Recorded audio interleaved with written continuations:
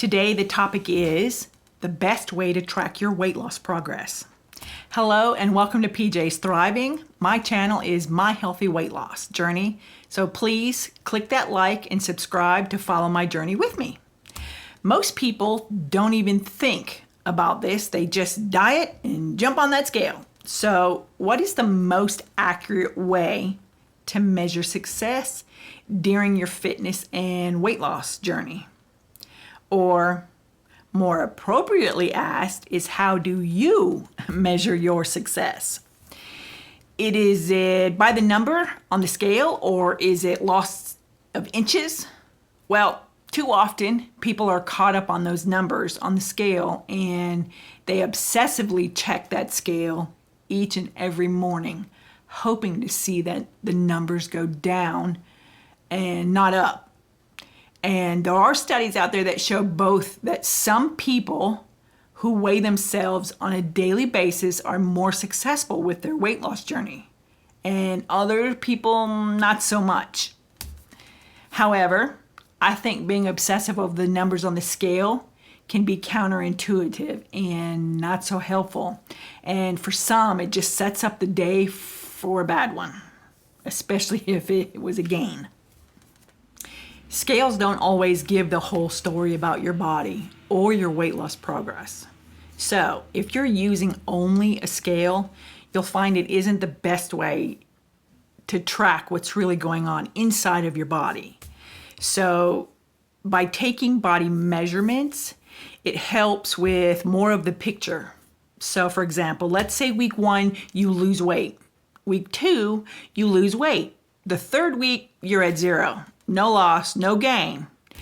You busted your butt, and then on week 4, you're still at the same point, or you barely at a loss. And be honest, how are you feeling by week 4? So if you take your measurements once a month and you see that you've lost inches too, well then, now you're not feeling so discouraged, are you? Because then you can actually see that you are losing and you have built a little muscle, which helps you burn more calories, which in return helps you shrink that fat forever. So check the measurements about once a month, because body fat doesn't vanish overnight. And you may not see those small changes if you're measuring too often. We become discouraged by the slightest increase or decrease for all the hard work and efforts. I know that over the past few weeks in my personal weight loss journey, I have seen my scale just hover. And yes, I found myself getting discouraged and even sometimes losing sight of that bigger picture. So I started researching, because if you've seen my prior videos, that's what I like to do. So I did find that there are more ways to view success. The scale is not the only way. I also realized that the only negative feedback I'm getting is from my scale. And there are moments when I would like to just toss that scale right out the window. However, I know that weighing myself periodically is part of the equation, and it is not the answer. So I need to keep in mind that there are other ways to measure success during my weight loss journey. When I look at the bigger picture, I know that I am successful and I will see those rewards for my hard work, even if the scale doesn't always agree with what I want to see in it. Keeping track of your numbers is self-accountability. So now you have your weight and your measurements, and the next thing to help track your progress, if you haven't already, then take a picture of yourself. A front view, a rear view, and a side view on both sides. And then once a month, when you're done with your measurements, retake those pictures and save it. One day, you'll enjoy actually looking at them once you start seeing a difference. Try to wear the same items, some type of like a spandex shorts and a sports bra or a tank top. Just try to make sure that it's the same outfit every month when you take measurements and when you take the picture. Another way to track your weight loss progress is whatever you're physically doing, 1 or 2 different types of exercises, do a video of yourself actually doing them, especially now in the beginning. And then every month or every other month or every couple of months, redo that same video and compare. You can keep track on a monthly basis how long it takes you, for example, how long it takes you to walk a mile, or how many push-ups can you do. Just keep track. It'll be really funny in a few months to look back and say, God, I was really out of shape. Did it really take me that long? You can also use clothes to keep track of your progress. Choose a pair of pants or a shirt that's way too tight, and then try them on and take a picture. And then once a month, as your body changes, go back, put it on, and take a picture. You'll see in the pictures how that piece of clothing fits on you. Now, I found a tracking form online. I Googled it and found this is the one I chose. And on the top, it had weeks, and I crossed that out and I put month. And then it's got, the numbers of months. This is where I will be taking my measurements. And then at the very bottom, it has my weight. So this will be done every month. And then on the back, I just drew the lines and did the same thing, but here is where I put my bra size, my shirt size, my pant size. And then at the bottom it is how long it takes me to walk a mile and how long it takes me to ride my bike for a mile.